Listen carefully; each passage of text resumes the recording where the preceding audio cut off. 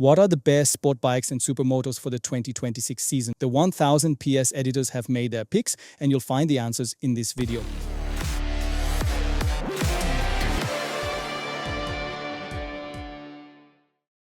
Every year, we get together here at the home of Leyland for our editorial conference. After plenty of heated debates, we fill out huge score sheets and cast our votes. In this video, we'll cover 4 different categories, starting with the affordable entry-level Supersport motorcycles.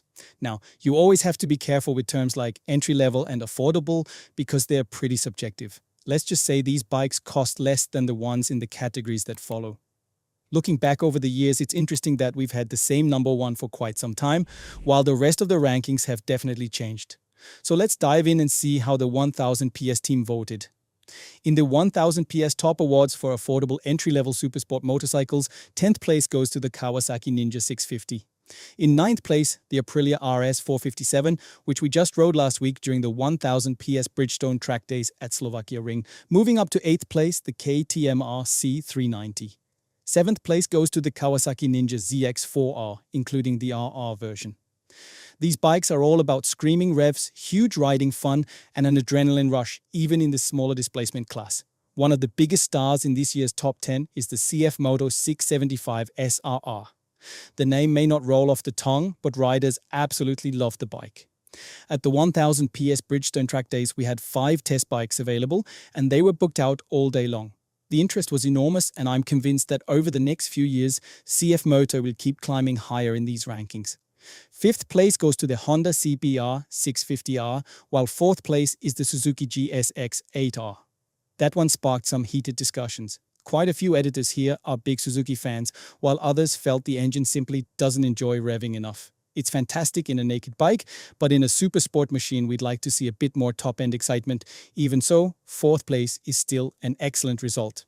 Now we're getting into the really exciting part. 3rd place goes to the Triumph Daytona 660, one of the biggest movers compared to last year.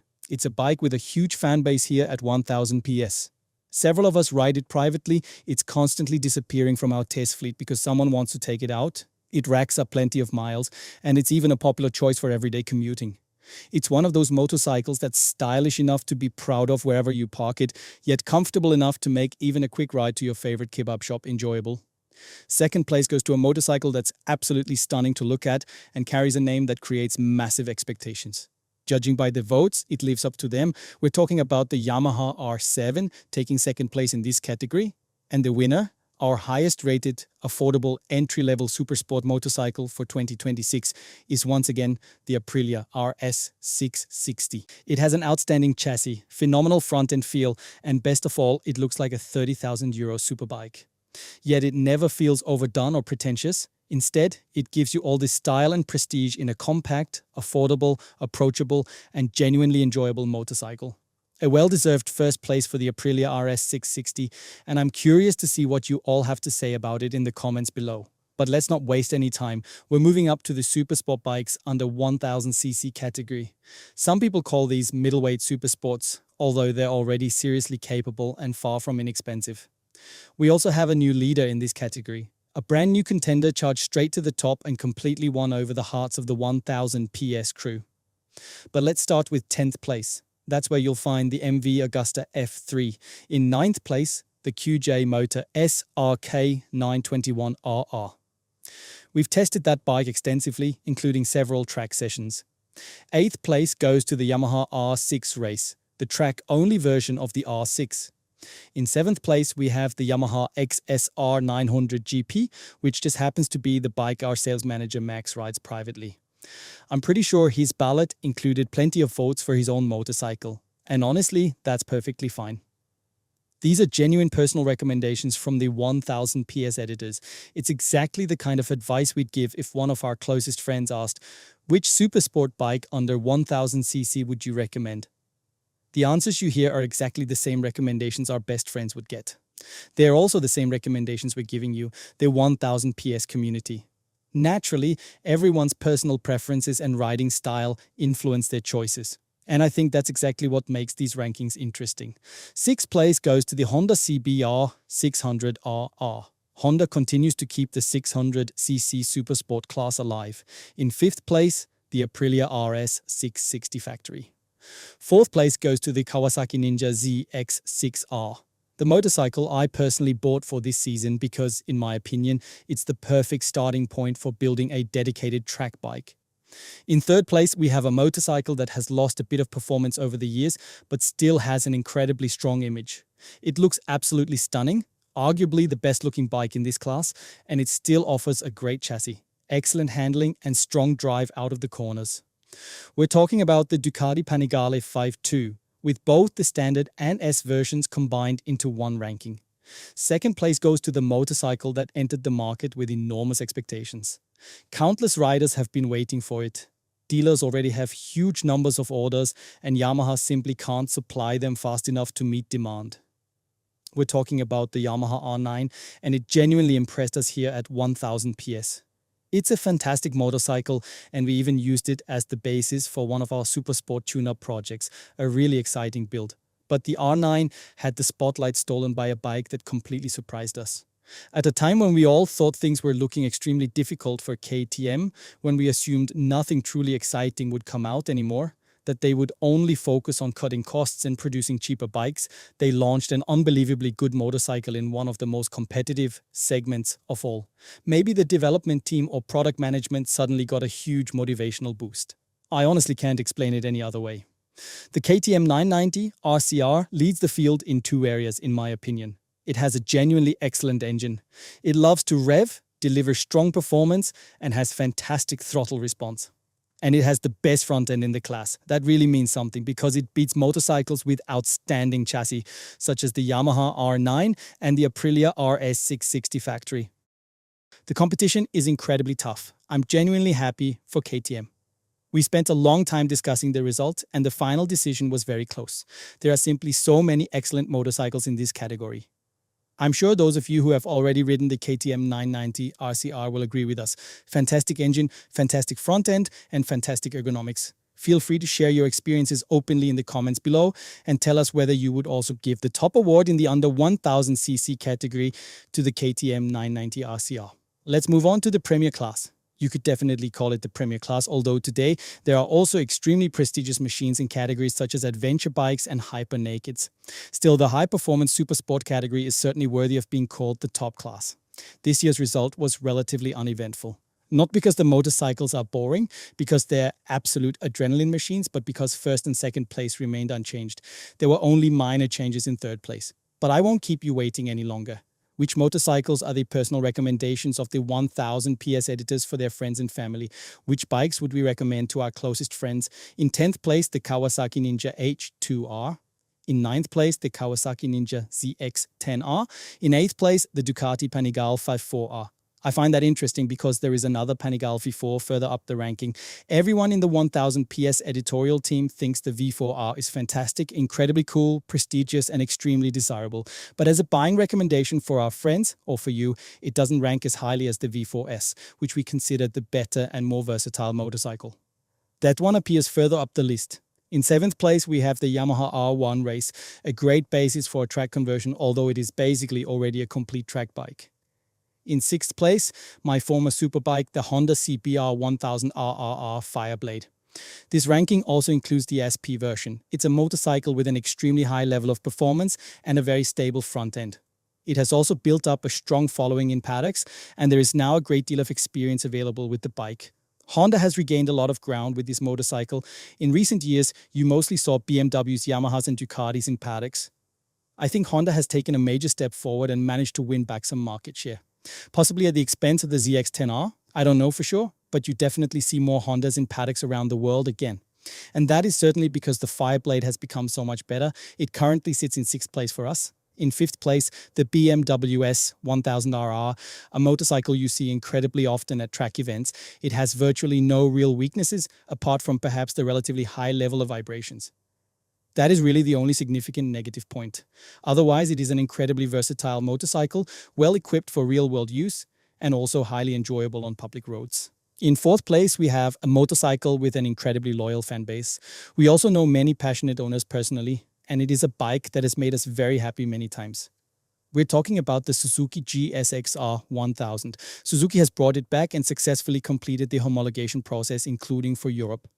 They have returned one of the most popular motorcycles in this class to both the road and the racetrack. It has a beautifully balanced engine, excellent ergonomics, a stable chassis, and a very well-rounded overall package. And we immediately reward it with 4th place. In 3rd place, we have a motorcycle that is unfortunately incredibly expensive in Austria because of the high tax burden. But it is exceptionally well made and now benefits from a great deal of experience and development. It also proudly carries the influence of a Superbike world champion. We're talking about the BMW M1000RR. In terms of price, it competes directly in Ducati territory. In my opinion, however, it cannot quite match the Ducati Panigale when it comes to resale value, image, styling, and overall appearance. On the other hand, the motorcycle is still extremely practical, very pleasantly set up, and feels completely finished. The moment you get on, it feels like a race bike straight out of the crate, and you immediately feel capable of setting breathtakingly fast lap times. It is exceptionally well executed. It is also a motorcycle that clearly shows how much BMW has benefited from years of experience. Hardly any other production superbike feels this mature and this refined. It barely seems to put a foot wrong, but the better bike is always the enemy of the good one. And now we come to a motorcycle that has remained near the very top for years and repeatedly achieves outstanding results in comparison tests.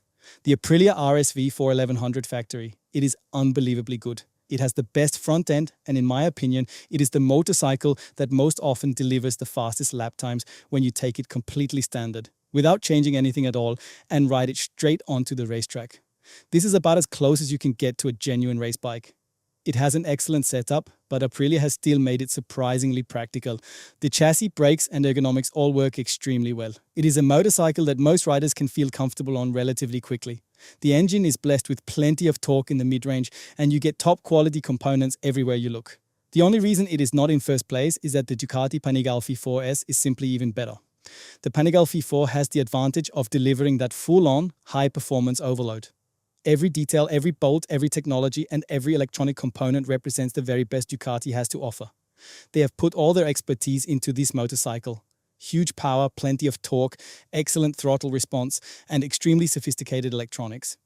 Whether you're braking, accelerating, or leaned over in a corner, this World Superbike level electronics package makes the bike so accessible that even riders who are not world champions can finally ride a Ducati Superbike properly fast. That is why we collectively voted it into first place. It has held that position for the past few years, and nothing has changed for 2026. Now for the grand finale. We are moving on to a completely different type of motorcycle. We have squeezed them into this video because they are also sporty, cool, and hopefully appeal to a similarly young audience. Although the €40,000 motorcycles from the previous category probably appeal more to financially secure riders going through a midlife crisis than to young, up-and-coming racers. Fortunately, the next category includes a few motorcycles that are much more accessible in terms of price. We are talking about Supermotos. A few things have changed here, and there are some new models, although the top 3 remain unchanged. So anyone who watched last year's video could technically skip ahead, but there have been some small changes within the top 10. In 10th place, the non-road legal Husqvarna FS 450. In 9th place, the equally non-road legal KTM 450S MR. In 8th place, we have a motorcycle riders had been waiting years for. It is approachable, likable, cool, and has won plenty of hearts thanks to its road approval, the KTM 390S MCR. And in 7th place, we have an incredibly polarizing and fascinating motorcycle, an electric bike, the Starkvarg SM. Hardly any motorcycle is as physically demanding to ride while delivering such an intense adrenaline rush at the same time. Of course, you can reduce the power and adjust the settings to make it less brutal, but when you send the full 80 horsepower to the rear wheel, it is unlike anything you have ever experienced from the saddle. The traction is incredible, and the bike is actually quite stable. You are less worried about being launched out of the seat in a high side. The greater challenge is preventing it from flipping over backwards.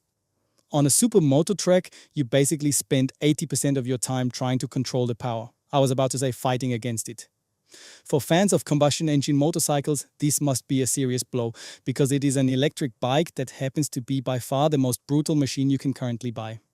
In 6th place, we have an approachable, comfortable, and well-proportioned motorcycle, the Suzuki DRZ4 SM. It has been very well received here, both in its Enduro and Supermoto versions. The bike is standing only 10 meters away from me in our courtyard, wearing an incredibly beautiful color scheme. We look forward to every opportunity to take it to the Supermoto track. In fifth place, the Ducati Hypermotard Phi 2. Naturally, that sparked some discussion. Should a twin-cylinder motorcycle even be included in a Supermoto ranking? I do not know how you see it, but during our most recent comparison test on the 1000 PS test track, the V2 Hypermotard actually recorded a faster lap time than its smaller sibling. It was faster than the single-cylinder Hypermotard Mono. So there is a strong argument that twin-cylinder bikes can also compete near the front of the Supermoto class. In fourth place, the red machine from Mattighoven, the Gasgas SM700. It is popular and highly rated, but still ranks behind its corporate siblings from Husqvarna and KTM in third and second place, the Husqvarna 701 Supermoto and the KTM 690 SMCR. Our preferences are divided between the three brands. This year, KTM, Husqvarna and Gasgas all appear separately in the ranking. There are subtle differences in specifications, components, equipment and tires. Ultimately, much of it comes down to personal taste, especially when it comes to the graphics and which brand riders prefer. But this year, we ranked KTM and Husqvarna ahead of Gasgas, despite the motorcycles being almost identical. And now for first place, the superstar of this category. It has made a major impact over the past few years. If you only look at lap times, the Husqvarna was slightly faster during our last test, and the V2 Hypermotard was faster as well. Nevertheless, as an overall recommendation, and in terms of which bike has won our hearts, the Ducati Hypermotard 698 Mono takes first place. We think it looks fantastic, and it offers an excellent combination of lap time performance, real-world usability, everyday practicality, and accessibility. It is a genuinely impressive motorcycle, although unfortunately it also comes with a very high price. To be fair, almost all the motorcycles in this category are similarly expensive. The only one with a relatively reasonable price is the Suzuki DRZ4 SM. The rest are all premium, but extremely cool and exciting machines. And that brings us to the end. 4 categories, and the 1000 PS editorial team has made its choices for you. Let us know in the comments where we got it completely wrong. Where are we wide of the mark? Which rankings do you strongly disagree with? The community is just as important as our editorial team. And I also have to admit that your comments can have a major influence on us. There are 2 ways a motorcycle climbs high in our rankings. The first is when we have an incredible experience riding it, and the second is when we constantly read passionate comments from fans of a particular brand who support their opinions with strong arguments. That naturally influences us as well, because we trust your experiences just as much as you trust ours. So share your opinions in the comments below, and in that way you can help shape next year's ranking. Thank you, goodbye, and see you next time on 1000 PS TV.